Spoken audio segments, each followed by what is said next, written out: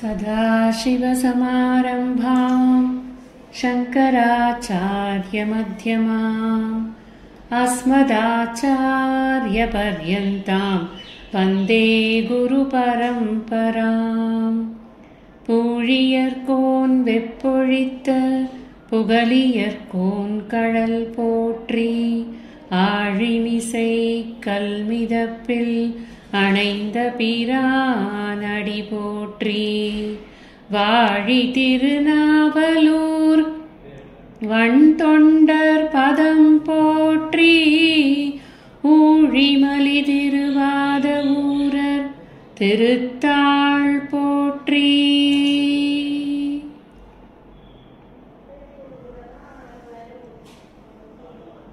திருநாவுக்கரச பெருமான் அழகான ஒரு கோவிலை ஈஸ்வரனுக்கு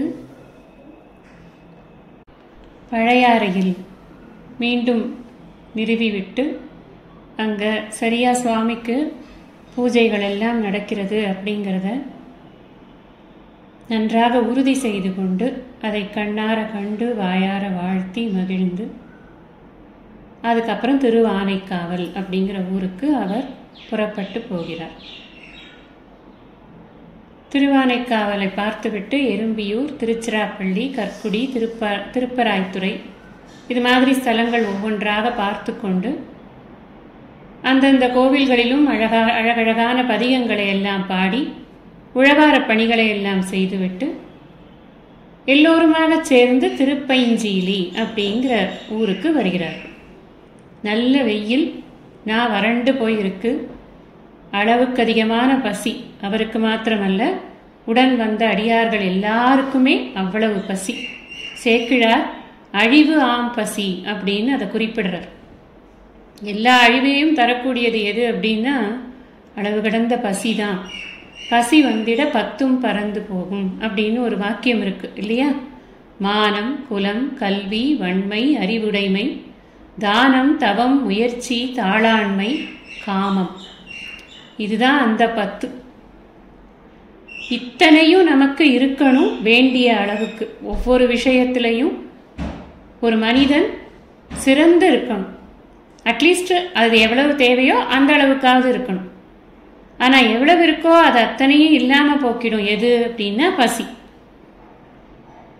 இந்த பசிக்காக நம்மளுடைய மானம், மரியாதை எல்லாத்தையும் விட்டுருவோம். அப்படிப்பட்ட ஒரு துன்பத்தை தரக்கூடியதுதான் பசி. அதனால தான் வள்ளுவர் இந்த பசிப்பிணியை போக்கணுங்கிறதுக்காகவே ஈகை அதிகாரத்தை எழுதுறார். இந்த பசிப்பிணிங்கிறது யாருக்கு இருக்காது அப்படின்னு சொன்னா, யார் தான் சம்பாதிக்கிறத மற்றவங்களுக்கும் பகிர்ந்து கொடுத்து உண்கிறானோ அவனை பசிப்பிணி என்பது தீண்டாது அப்படின்னு சொல்றார். இப்ப இது பிணின்னு சொல்ற அளவுக்கு இது ஒரு நோய் அப்படிங்கிறது தெரியுது. இந்த இடத்துல நமக்கு வெயிலானும் அந்த வறண்ட பிரதேசமாக இருக்கிறதுனாலையும் ரொம்ப தூரம் நடந்து வந்ததுனாலையும் களைப்புனாலையும் பசி மேலிட அவர்கள் எல்லோரும் வந்து கொண்டிருக்கிறார்கள் அப்படின்னு பார்க்கிறோம். அப்பர் பெருமாள் இந்த பக்கம் வந்து கொண்டிருக்கிறார், அவர் ரொம்ப பசியோட வரார், அவர் இப்படி இருக்கார், அவரோட கூட்டங்கள்லாம் இப்படி இருக்குன்னு யாருக்கு தெரியும்? அந்த ஊர்ல இருக்கிறவங்களுக்கு தெரியுமா? ரொம்ப தூரம் இருக்கு இன்னும் ஊரு போகிறதுக்கு. ஆனா ஒருத்தருக்கு தெரியுது. யாரு? சர்வ வியாபி சர்வேஸ்வரன், எங்கெங்கும் நிறைந்திருக்கிறவன், எங்கெங்கு காணினும் சக்தியடா அப்படின்னு சொன்னார் பாரதியார். எங்கெங்கு காணினும் எவ்வுயிர்க்கும் அவ்வுயிராய் நீதான் இருக்கிறாய் பராபரமே அப்படிங்கிறார் தாய்மான். அப்படி இருக்கக்கூடிய அந்த திருப்பைஞ்சீலியில் இருக்கக்கூடிய இறைவனை தவிர வேற யாருக்கு தெரியும் இவருக்கு பசின்னு? சுவாமிக்கு தான் தெரியும். ஏன்னா சுவாமி தேரைக்கு கூட உணவு கொடுத்தவர் அப்படின்னு அவருடைய பெருமையை நம்ம பார்க்கிறோம். அதனால இந்த பசியோட வரவங்களை எல்லாம் அந்த வேதனையை தீர்க்கணும் அப்படின்னு சுவாமி என்ன பண்ணாருன்னா, முதல்ல இவங்க நடந்து வர வழியாவது கொஞ்சம் பசுமையா இருக்கட்டுமே, பாவம் ஒட்ட காட்டுல நடந்து வந்துட்டு இருக்காங்க அப்படின்னு அந்த இடத்த கொஞ்சம் அழகான சோலையாக அவர்கள் பார்க்கும்படியுமாக அந்த இடத்தை மாற்றுகிறார்.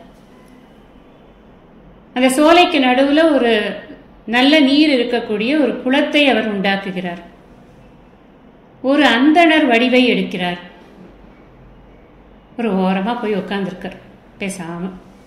வரட்டும், இந்த ஆளுடைய அரசர் வரட்டும் அப்போ அவர்கிட்ட நம்ம இதை பற்றி பேசுவோம், பசியை பற்றி, அவருக்கு பசி போக்குறதுக்கு நம்ம உதவி செய்வோம் அப்படின்னு நினைத்து கொண்டு அங்கே உட்கார்ந்து கொண்டு இருக்கிறார். அவர் அரசர் இல்லையா, ஆளுடைய அரசர். எப்படி வரார் அவர்? முன்னாடியே அவர் வாகீசர், அவருடைய சரித்திரத்தில் நம்ம பார்த்துருக்கோம். அந்த அரசர் புடை சூழ வரார். என்ன புடை சூழ வரார்? அடியார் புடை சூழ அவர் வருகிறார். அவர் என்ன கேள்விப்பட்டுட்டு வந்தார்னா, சரியான காடு, வெறும் வறண்ட காடு, ஒன்று கிடைக்காது, கஷ்டம்தான் அந்த ஊருக்கு போய் சேர்றதுமே. எப்படியோ நீ ஈஸ்வரனை பார்க்க போறதானா பார்த்து போய்க்கோப்பா, ஈஸ்வரன் தான் உன்னை காப்பாற்றணும்னு வழியில நெடுக இந்த மாதிரி எல்லாம் கேள்விப்பட்டு கொண்டே வருகிறார்கள் அந்த ஊரை பத்தி. சரி பரவாயில்ல, நமக்கு எதுவும் கிடைக்காட்டா பரவாயில்ல, சுவாமி இருக்காரே, சுவாமியே எதுவும் இல்லாத ஊர்ல உட்கார்ந்து இருக்கும்போது நமக்கு மட்டும் என்ன அப்படின்னு நினைத்து கொண்டு அங்க நம்ம போறோம், உழவார பணி பண்றோம், சுவாமி ஏதாவது கொடுத்தாருன்னா சாப்பிட்றோம், இல்லைன்னா பேசாம பட்னியோட அடுத்த ஊர் போறோம். இப்படித்தான் பேசிக்கொண்டு அவர்கள் எல்லாம் வந்து கொண்டிருக்கிறார். இந்த ஊருக்கு வந்தா இங்க பார்த்தா அந்த காட்சியே வேறையா இருக்கு. முன்னாடி நம்ம சம்பந்தர் சரித்திரத்துல பார்த்தோம், நஞ்சையை புஞ்சையாக்கினார் அப்படின்னு எல்லாம். அந்த விளையாத நிலங்களை எல்லாம் அவருடைய அம்மாவுடைய ஊர்ல விளையக்கூடிய நிலங்களாக அவர் மாற்றி விட்டார் அப்படிங்கறதெல்லாம் பார்க்கணும். அந்த மாதிரியான ஒரு பெருமை வந்து அடியார்களுடைய பாத ஸ்பர்சத்துக்கே இருக்கு. இந்த பூமாதாவே வசையொழிய வாழ்வாரே வாழ்வார், இசையொழிய வாழ்வாரே வாழாதவர் பார்க்கிறோம். நம்ம புகழுடைய பெருமையை பார்க்கிறோம். பூமாதா இந்த மாதிரி புகழ்மிக்க மனிதர்கள் யாரெல்லாம் இருக்கிறார்களோ, அடியார்கள் எல்லாம் இருக்கிறார்களோ, அந்த இடங்கள் எல்லாம் நல்ல செழிப்பா இருக்கா. இவர் உள்ள வரார், அந்த இடமெல்லாம் நல்ல சோலையா மாறி போச்சு. அதை பார்த்த உடனே எல்லாருக்கும் ஒரே ஆச்சரியம். என்ன ஏதோ சொன்னாங்க, இங்க பாக்குறதுக்கு இவ்வளவு அழகா இருக்கு இந்த ஊரு அப்படின்னு பேசிக்கிட்டே வராங்க அவங்க. அப்ப அங்க ஒரு அந்தனர் பாவமா கோரமா உட்கார்ந்துருக்காரு. அவர் சொல்றாரு, உங்களுக்காக தான் காத்து கொண்டிருக்கேன், வாங்க வாங்க நீங்க வரணும்னு தான் நான் வெயிட் பண்ணிட்டு இருக்கேன் அப்படிங்கிறாரு அவரு. ஒரே ஆச்சரியமா போச்சு அப்பருக்கு. எப்ப நாங்க வரோம்னு உனக்கு எப்படி தெரியும்? இந்த அத்துவான காட்டுல ஒண்ணுமே இல்லாத இந்த ஊர்ல உனக்கு எப்படி நாங்க வரோம் தெரியும் அப்படின்னு கேட்கிறார். அதுக்கு அவர் சொல்றார், ஒவ்வொரு ஊர்லயும் உங்க அடியார்கள் இருக்காங்கல்ல, எங்க ஊர்ல இருக்க மாட்டாங்களா? எங்களுக்கு எப்படி தெரியாம போகும்? இவ்வளவு பெரிய குரு நீங்க இங்க வந்து கொண்டு இருக்கீங்கிறது எப்படியாவது எங்க காதுக்கு எட்டாதா என்ன? சரி நீங்க இந்த வழியாதான் வரீங்க, அடுத்தது இந்த ஊருக்கு வருவீங்கன்னு எனக்கு நான் நினைச்சுக்கிட்டேன், அதனால நான் உங்களை பாக்குறதுக்காக முன்கூட்டியே வந்தேன் அப்படின்னு அந்த அந்தனர் வந்து ரொம்ப பரிதாபமா பாவமா இருக்காரு சொல்றாரு. சரி நீங்க எல்லாரும் ரொம்ப களைப்பா இருக்கீங்க, அதனால நான் கொஞ்சம் பொதி சோறு கொண்டு வந்திருக்கேன். நீங்க என்ன பண்றீங்கன்னா அதை உட்காந்து பொறுமையா சாப்பிட்டுடுங்க. இந்த குளத்துல நல்ல தண்ணியெல்லாம் இருக்கு, கொஞ்சம் குடிச்சுக்கோங்க. அப்புறம் உங்களுக்கு என்ன மாதிரி எல்லாம் இளைப்பாறணும் தோன்றதோ அதெல்லாம் நீங்க பண்ணிக்கோங்க அப்படின்னு கொஞ்சம் இடத்தெல்லாம் காமிக்கிறாரு. பொதி சோறு எடுத்துன்னு வந்து வைக்கிறாரு. அப்பருக்கு அப்பாடி நம்ம பசிய கண்டு ஒருத்தனாவது இங்க சோறு இருக்கு வான்னு சொல்லி கூப்பிடுறானே, எவ்வளோ பெரிய புண்ணியம் அவனுக்கு அப்படின்னு நினைத்து கொண்டு அவர் மாத்திரம் இல்லை, இருக்கிறவங்க அத்தனை பேருக்கும் அவ்வளவு பசி. அதனால எல்லாரும் அந்த சாப்பாட்டை சாப்பிட்றாங்க. அப்பரும் சாப்பிட்டு தண்ணீர் குடித்து அந்த தளர்வு, அந்த தளர்ச்சி இருக்கு இல்லையா, அது கொஞ்சம் போச்சு. அப்பதான் வயசும் ஆயிடுத்து அப்பருக்கு. ஏற்கனவே வயசானாலுமே கூட அவர் வந்து அந்த உத்வேகத்தையும் உற்சாகத்தையும் விடலை. நம்ம என்ன நினைக்கிறோம், வயசாயிடுத்து இனிமே நம்ம எங்க இதெல்லாம் பண்ண முடியும் அப்படின்னு நினைக்கிறோம். அவர் அப்படி நினைக்கவே இல்லை. எவ்வளவு வயசானா என்ன, உடம்புக்கு தானே வயசு அப்படின்னு அந்த வயசையும் அந்த உடம்பையும் அவர் வந்து மதிக்காம அவர் பாட்டுக்கு அரண் கோவிலுக்கு பணி செய்வதை தவிர எனக்கு வேறு ஒன்றும் கிடையாது அப்படின்னு அவர் வந்து ஒரு தீர்மானத்தோட போய்கொண்டிருக்கிறார். அதனால உடம்புக்குன்னு இருக்கிற களைப்பு வரத்தானே வரும். அதனால அந்த களைப்பானது, அந்த தளர்வானது அது நீங்குகிறது. இதெல்லாம் சாப்பிட்டுட்டு தண்ணியெல்லாம் குடிச்ச உடனே கொஞ்சம் நீங்கிறது. அப்புறம் அந்த அந்தனர் கேட்கிறாரு, அடுத்தது எங்க போறதா உத்தேசம் உங்களுக்கு அப்படின்னு கேட்கிறாரு. என்னப்பா நீ இப்படி கேட்கிற, இந்த ஊருக்கு எதுக்கு வந்தோம், உன்னை பார்க்க வந்தோம், ஈஸ்வரனை பார்க்க வந்திருக்கோம்ப்பா. நாங்கள்லாம் கோவிலுக்கு போகணும், அங்க இருக்கிற பணிகள் எல்லாம் செய்யணும், அங்க என்னென்னலாம் எப்படி இருக்குன்னு தெரியாது, நல்லா சுத்தமா வச்சிருக்கீங்களா வச்சிருக்கலையான்னு தெரியாது இந்த ஊர்ல, அதனால அந்த கோவிலில் இருக்கிற விஷயங்கள் எல்லாம் பார்த்துட்டு அதில் கொஞ்சம் சுத்தம் கித்தம் பண்ண வேண்டியதுன்னு அதெல்லாம் பண்ணணும், ஈஸ்வரனை பார்க்கணும், அவரை பாடணும், இதுக்கு தானே நாங்கள்லாம் வரோம், வேற எதுக்கு வரோம் அப்படின்னு கேட்குறாரு. சரி சரி வாங்க, நான் கூட அங்கே தான் போகிறேன், நான் உங்களை கூட்டிகிட்டு போகிறேன், நான் உங்களோட கூடவே வரேன் அப்படின்னு கேட்குறாரு. சுவாமி யாரு? வழித்துணை நாதர், மார்கபந்து. எங்கே போகணும்? முன்னாடியே அவர் திருவாய்மூருக்கு கூடவே போனவர் தான். முன்னாடி ஓடினார், ஞாபகம் இருக்கா? இப்போதான் நம்ம கேட்டோம் கொஞ்ச நேரம் முன்னாடி. திருவாய்மூருக்கு வரும்போது பாதியில் அவர் வந்து அந்த ஊருக்குள்ள வந்ததுடனே கோவிலுக்கு வந்தோடனே காணப்பட்டார். அப்புறம் அவரை நான் பார்க்கணும்னு சொல்லிட்டு அவர் வருவாரேன்னு பாடினது யாரு? ஞானசம்பந்த பெருமான் பாடினார் இல்லையா? அது மாதிரி இங்கேயும் வந்து வழித்துணை நாதராக நான் உன்னை கூட்டிட்டு போறேன் அப்படின்னு அவரோட கூட வருகிறார். அவர் அந்த ஊருக்குள்ள நுழைஞ்ச உடனே நேர கோவிலுக்கு போய் சந்நிதி கிட்ட வந்து நின்ன உடனே அப்பருக்கு நாம தான் அவரை கூட்டிட்டு வந்தோம் அப்படிங்கிறத காட்டணுங்கிற கருணை பெருமானுக்கு ஏற்பட்டது. உடனே என்ன பண்றார்?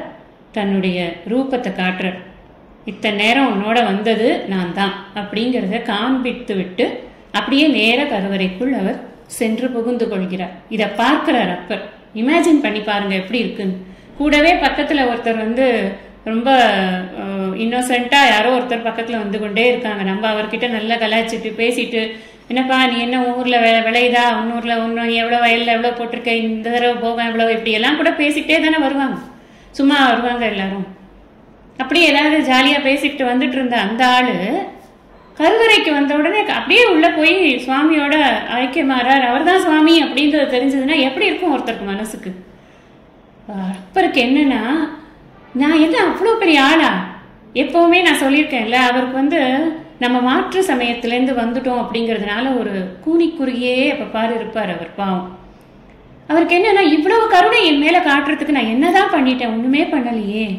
என்கிட்ட போய் இவ்வளவு கருணையா?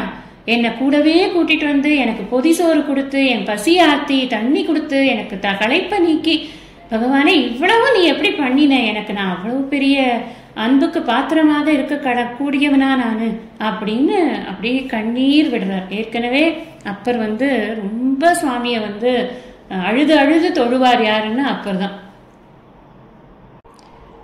அழகான ஒரு பாடல் பாடுகிறார், ஒரு பதிகம் பாடுகிறார். இந்த பைஞ்சீலியில் இருக்கக்கூடிய இந்த பெருமானை யாரெல்லாம் அடைகிறார்களோ அவர்களுக்கு அவமே இல்லை. அவம்னா துன்பம், துன்பமே இல்லை அப்படின்னு பாடுறார். உடையார் கோவணம் ஒன்றும் குறைவிலர் படைகொள் பாரிடம் சூழ்ந்த பைஞ்சீலியார் சடையிற் கங்கை தரித்த சதுரரை அடைய வல்லவர்க்கு இல்லை அவலமே அப்படிங்கிறது அந்த பதிகத்தினுடைய ஆரம்பம். இந்த அதிக அழகான பதிகத்தை அவர் அந்த அப்படி காட்சியை கொடுத்து உள்ளே சென்ற உடனே இந்த பதிகத்தை அவருக்கு நிவேதனம் செய்கிறார். அப்படியே ஈசர்கிட்ட விடை பெற்று கொண்டு வடதிசை பக்கம் போகலாம் அப்படின்னு நினைக்கிறார். ஏன்னா அந்த பக்கமா அப்படி திருவண்ணாமலை பக்கம் போகணும் அப்படின்னு அவருக்கு ஒரு ஆசை. ஓதிமா மலர்கள் தூவி உமையவள் பங்கா அப்படிங்கிற பதிகத்தை பாடி அவரை வந்து பலவிதமாக கொஞ்சி கொஞ்சி பாடுறார். பைம்பொன்னே பவளக்குன்றே பால்வெண் நீற்றாய் செம்பொன்னே அப்படின்னெல்லாம் அவரை நிறைய பாடி பாடி வாய் வலிக்க வலிக்க மனசு இனிக்க இனிக்க அவர் வந்து அந்த பாடல்களை எல்லாம் பாடி எப்படி கொண்டாடணும்னு நமக்கு கற்றுக் கொடுக்குறார். சும்மா நம்ம வந்து நான் வந்து அன்பு செலுத்துறேன் அப்படின்னு சொன்னா, நம்ம இப்போ வீட்லேயே ஒரு குழந்தை இருக்கு, எனக்கு அந்த குழந்தை மேலே ரொம்ப அன்பு ஜாஸ்தி அப்படின்னு சொல்லிட்டு நம்ம ஒரு ஓரமாக உட்காந்துருந்தோம்னா அது நம்மகிட்ட வருமா என்ன? தங்கமே கண்ணே கட்டியே கட்டி அமுதே அப்படின்னெல்லாம் நம்ம வந்து அதுக்கு போகணும், கிட்ட போகணும், அதை வருடி கொடுக்கணும், அதை அணைக்கணும், கொஞ்சணும். எவ்வளவு இருக்கு அந்த குழந்தையிடம் நாம் செலுத்தக்கூடிய அன்பை எப்படி வெளிப்படுத்துறதுங்கிறது நமக்கு இயல்பாக தெரிந்துதானே இருக்கு. அதே மாதிரிதான் இறைவனிடம் நாம் வைத்திருக்கும் அன்பை நாம எப்படி வெளிப்படுத்துறது அப்படிங்கறத இது மாதிரி அருளாளர்களுடைய பாடல்களை நம்ம எவ்வளவு படிக்கிறோமோ அவ்வளவு வந்து நம்ம நாக்கு இந்த என்ன சொல்றது, ஒரு இடத்துல சொல்ற நாத்திகம் பேசி நாத்தழும் பேரினர் அப்படின்னு. அதுக்கு ஆப்போசிட்டா நான் நினைப்பேன், ஆத்திகம் பேசி நாத்தழும்பு ஏறலாமே. திரும்ப திரும்ப இறைவனை பற்றி பேசி பேசி பேசி அதுக்கப்புறம் அவங்க பேசினாலே அது இனிமையான வார்த்தைகளாக மட்டும்தான் வரும். இன்சொலால் ஈரம் அழகி படிரு இலவாம் செம்பொருள் கண்டார் வாய்ச்சொல். இன்சொல் அப்படின்னா என்ன? மூணே மூணு தான். சரி, முதல்ல உண்மை பொய் கலவாத பேச்சா இருக்கணும். அப்புறம் இனிமையான வார்த்தைகளாக இருக்கணும். அதுக்கப்புறம் பெரியோர்களுடைய சொற்களாக இருக்கணும். ஈரம் அழகி அன்பு தோய்ந்த சொற்கள். படிரு இலவாம் பொய்மை இல்லாத சொற்கள். செம்பொருள் கண்டார் வாய்ச்சொல். இது மாதிரி மெய்ப்பொருளை கண்டவர்களுடைய பாடல்களை பாடுங்கள். அதனால் தான் அது மட்டும்தான் இன்சொல் அப்படின்னு. அப்ப அந்த மாதிரி நம்ம பாட பாட நமக்கு என்ன ஆகுது அப்படின்னா, நம்ம வாயில நல்ல வார்த்தைகள் தவிர வேற எதுவுமே வராது. அப்புறம் இங்க பதிகங்கள் எல்லாம் பாடி கொஞ்சம் நேரம் அங்க இருந்துட்டு அதுக்கப்புறம் தொண்டை நாட்டுக்கு அவர் பயணம் செய்கிறார் அப்படின்னு பார்க்கிறோம். திருவோத்தூர், காஞ்சிபுரம், திரு ஏகம்பம், திருக்கச்சி மயானம், திருமேற்றளி, திருமார்பேறு, இது மாதிரியான தலங்களை எல்லாம் அவர் பார்த்து கொண்டு, பார்க்கறது அப்படின்னு சொன்னா பஸ்ஸில் போகும்போது கோபுரத்தை பார்க்கறது இப்படி இப்படி போட்டுக்கிறது அது கிடையாது. இறங்கி உள்ள போய் எல்லா சன்னதியும் பார்த்து அங்க ஒரு பதிகத்தை பாடி அங்க இருக்கிற உழவார பணிகள் ஏதாவது இருந்தால் செய்து நீங்க இப்படிதான் புரிஞ்சுக்கணும். அப்ப எவ்வளவு டைம் டிவோட் பண்ணிருக்காங்க அப்படின்னு பார்க்கணும். அடியார் சரித்திரம் தெரிஞ்சுக்கிறது எதுக்கு அப்படின்னா, how to spend time usefully. அதுதான் அடியார் சரித்திரத்துல நம்ம தெரிஞ்சுக்கக்கூடிய முக்கியமான விஷயம்.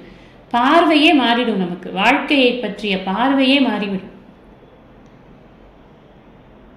ரொம்ப அழகா திருமார்பேறு அப்படிங்கிற ஊர்ல அவர் ஒரு பதிகம் பாடுகிறார். அதுல என்ன சொல்றாருன்னா, உன்னோட முன்வினை தீருவதற்கு நான் உனக்கு ஒரு வழி சொல்கிறேன் அப்படின்னு அந்த பதிகத்துல சொல்றார். திருமார்பேரில் இருக்கக்கூடிய இறைவனை கண்டு கை தொழுதால் உன்னுடைய கவலை தீரும் அப்படின்னு. அதே தானங்க முன்னாடி திருப்பைஞ்சீலியும் சொன்னாரு அப்படின்னு நமக்கு உடனே ஒரு எண்ணம் வரும். ஏன்னா அதுதான் நேச்சுரல் தான் அது. ஏன்னா அடியார்கள் வேற என்னத்தை பாட போறாங்க. ஆனா நம்ம எப்படி புரிஞ்சுக்கணும் அப்படின்னு சொன்னா, ஒவ்வொரு இடத்திலும் இதையே இன்சிஸ்ட் பண்ணி பாடுறாங்களே, அப்ப இதுல ஏதோ இருக்குல்ல. பண்டை வல்வினை பற்றறுக்கும் வகை உண்டு சொல்வேன். யாராவது கேட்டிருப்பாங்க அங்க இருக்கக்கூடியவர்கள், ஐயா நீங்க அருளாளரா இருக்கீங்க, ஈஸ்வரன் கிட்டேயே நீங்க இலச்சினை வாங்கினவரா இருக்கீங்க, திருவடி தீட்சை வாங்கினவரா இருக்கீங்க, நாங்க அப்பூதியடிகள் சரித்திரம் எல்லாம் கேட்டிருக்கோம், நீங்க அவர்களுக்கெல்லாம் என்னெல்லாம் அனுகிரகம் பண்ணீங்கன்னு கேட்டிருக்கோம், இப்ப கூட நீங்க திருப்பைஞ்சீலியில என்ன நடந்ததுன்னு நாங்க கேட்டிருக்கோம், எங்களுக்காக நீங்க ஒரே ஒரு அனுகிரகம் பண்ணுங்க, எங்களோட கல்வினைகள் தீருவதற்கு நாங்க என்ன செய்யணும்னு யாராவது ஒருத்தர் கேட்டிருக்கலாம். அதுக்காக கூட இந்த பாடல் வந்திருக்கு. நமக்கு முன்னாடி அங்க யாரெல்லாம் என்னெல்லாம் பேசணும் நம்மளே திங்க் பண்ணி பார்க்க வேண்டியதுதான். அப்படி ஒரு கேள்விக்கான பதிலாக கூட இது இருக்கலாம் அப்படின்னு நினைக்க தோன்றுகிறது. அப்படி உண்டு சொல்வேன் கேண்மின் ஒளி கிளர் வண்டு சேர் பொழில் சூழ் திருமார்பேறு கண்டு கைதொழ தீரும் கவலையே அப்படின்னு சொல்லி, நீ கைய கூப்பி தொழுப்பா, வேற ஒண்ணுமே நீ பண்ண வேண்டாம். பாத்தீங்களா எவ்வளவு ஈஸியா சொல்லிட்டாரு. அந்த மாதிரி இறைவனை நாம் முற்றுமாக சரணடைந்து அவரை தவிர வேறு ஒரு சிந்தனை இல்லாமல் இருந்தோம்னு சொன்னா, எப்படி கண்ணப்ப நாயனார் இருந்தாரோ, எப்படி சிறுதொண்டர் இருந்தாரோ, அந்த மாதிரி எல்லாம் நம்மளுடைய மனமானது உருகி உருகி இறைவனை வேண்டியது அப்படின்னு சொன்னா, அப்போ நமக்கு இறைவன் கொடுக்க வேண்டியதை கொடுக்க வேண்டிய நேரத்தில் கரெக்டா கொடுப்பார் அப்படிங்கிறது தான் அங்க உண்மை. அங்கிருந்து அவர் கிளம்பி திருமார்பேறு அது முடிச்சுட்டு அங்க உழவார பணிகள்லாம் நல்லா பண்றாரு. எல்லார்கிட்டையும் நல்லா பேசிட்டு சத்சங்கம் எல்லாம் பண்ணிட்டு அங்கேருந்து அப்படியே திருக்கழுக்குன்றம் வராரு. அப்புறம் திருவான்மியூர், மயிலாப்பூர், திருவொற்றியூர், திருப்பாசூர், திருவாலங்காடு, திருக்காரிக்கரை இதெல்லாம் பார்த்து கொண்டு தென் கைலாயமலை என்று சொல்லக்கூடிய திருக்காலத்திக்கு அவர் வரார். திருக்காலத்தி எந்த ஊரு? கண்ணப்ப நாயனார் இருந்து அந்த குடுமி தேவரை நாள்தோறும் பூஜித்த ஒரு அழகான மலை அப்படின்னு பார்த்திருக்கோம். நம்ம கண்ணப்ப நாயனார் சரித்திரத்துல பார்த்திருக்கோம். அங்க ஒரு பதிகத்தை பாடுகிறார். அங்க பாடக்கூடிய பதிகங்கள் எல்லாத்திலையுமே நிறைய தத்துவங்களை சாராக பிழிந்து கொடுக்கக்கூடிய பதிகங்களாக அவை எல்லாமே இருக்கிறது. தயவு செய்து தேடி படித்து இன்புற வேண்டும் என்று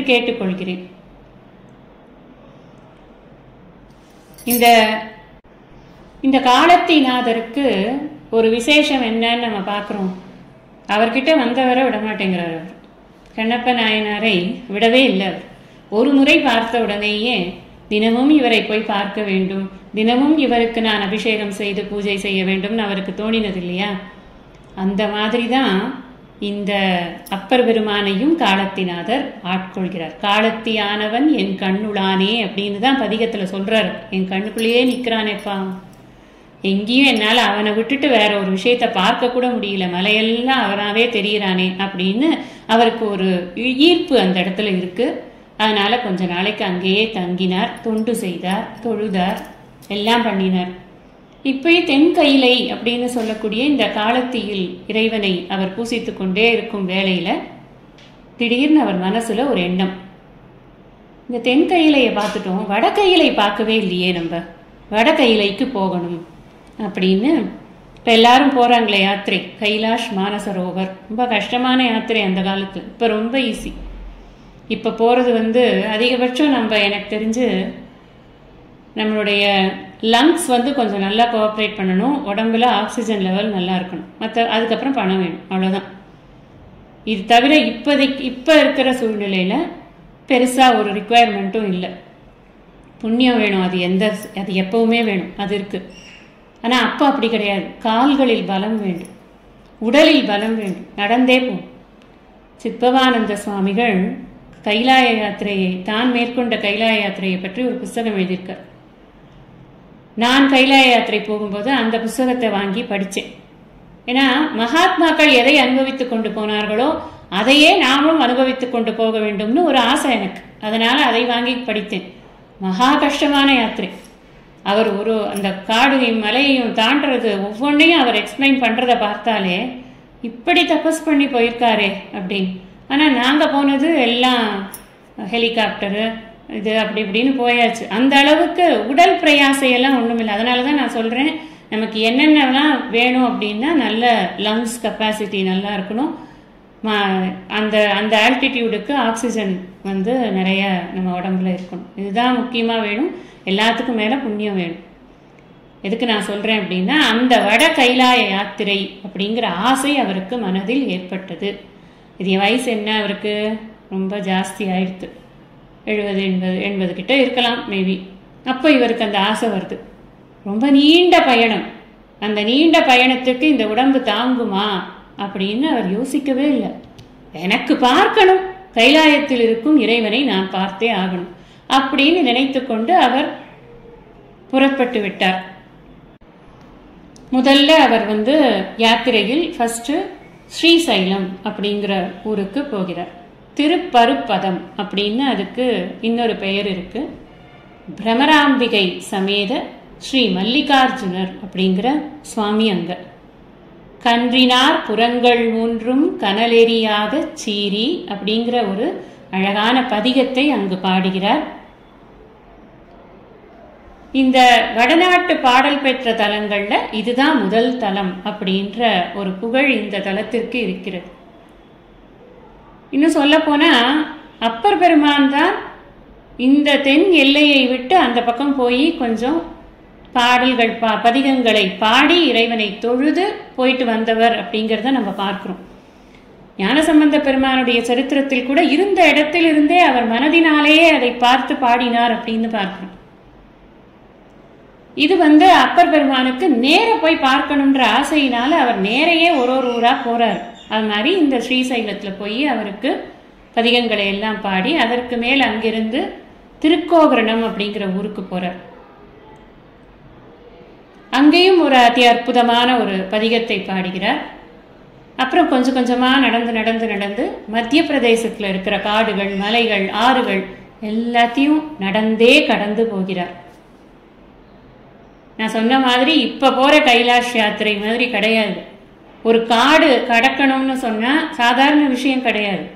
அந்த காடு அப்படிங்கிறத நம்ம உள்ள கடந்து பார்க்கும் பொழுதுதான் அதுல ஏற்படுற இடர்கள் என்னன்னு தெரியும். எத்தனை கொடிய மிருகங்கள் இருக்கும், எவ்வளவு மலைகள் இருக்கும், நீரோட்டங்கள் இருக்கும், அதுல எவ்வளவு சுழிகள் இருக்கும், அதை எப்படி தாண்டி போறாரு எல்லாம் இப்ப டிஸ்கவரி சேனல் எல்லாம் பார்த்து பார்த்து உங்களுக்கு தெரிஞ்சிருக்கும் காடுன்னா எப்படி இருக்கும் அப்படின்னு எல்லாம்.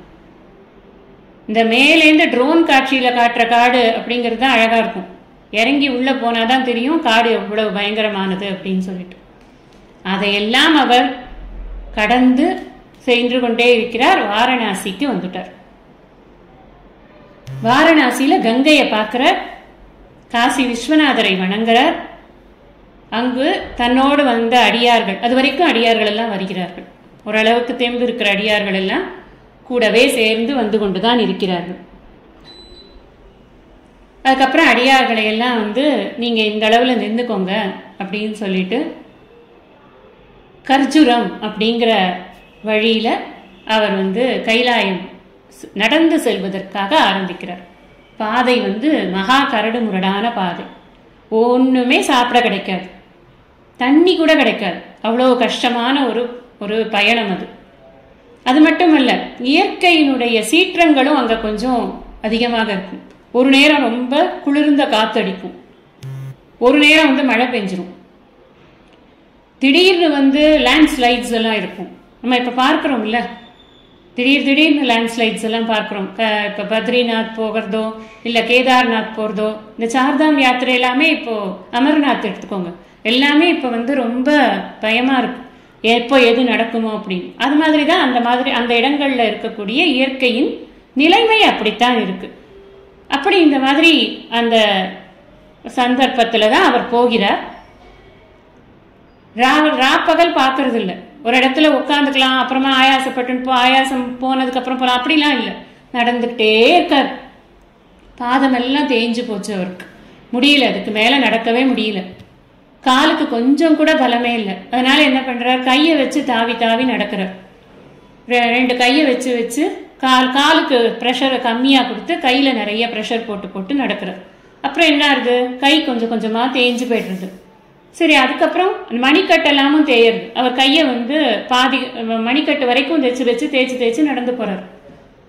சரி, அதுக்கப்புறம் இதுக்கு மேல நடக்க முடியலையே அப்படின்னு அப்படியே உடம்ப குப்புறப்படுத்திடுறார். உடம்பால நீந்தி நீந்தி நீந்தி உடம்பே தவந்து போற மாதிரி போய்கொண்டிருக்கிறார். இந்த குழந்தையெல்லாம் பிறக்கிறதுன்னு வச்சுக்கோங்களேன். அந்த குழந்தை பிறக்கிற அந்த வளர்ச்சி இருக்குல்ல, அந்த ஸ்டேஜஸை நம்ம யோசிச்சு பார்த்தோம் அப்படின்னு சொன்னா, முதல்ல அசைவே இருக்காது. அப்புறம் கொஞ்சம் கொஞ்சமா கை காலெல்லாம் அசைக்கும், அப்புறம் குப்பிரிச்சுக்கும், அப்புறம் நீந்தும், அப்புறம் தவழும், அப்புறம் பிடிச்சு நடக்க ஆரம்பிக்கும், அப்புறம் பிடிக்காம நடக்கும். இதுதானே நம்மளோட வளர்ச்சிங்கிறது. அப்படிதானே இருக்கு. இதைவரே பாருங்க, அது அப்படியே ஒரு பின்புற வரிசையில இவர் பண்றார். முதல்ல நல்லா நடக்கிறார், அப்புறம் பிடிச்சு நடக்கிறார், அப்புறம் ஊனி நடக்கிறார், அதுக்கப்புறம் தவழ்ந்து நடக்கிறார், அப்புறம் நீந்தி நடக்கிறார். எல்லாம் நடக்கிறாருன்னு எதுக்கு சொல்றேன்னா, நகர்ந்து போவதை சொல்றேன் நான். இப்ப கடைசியில அவர் இப்படி நீந்தி நீந்தி அவர் போய்கொண்டு இருக்கிறார்.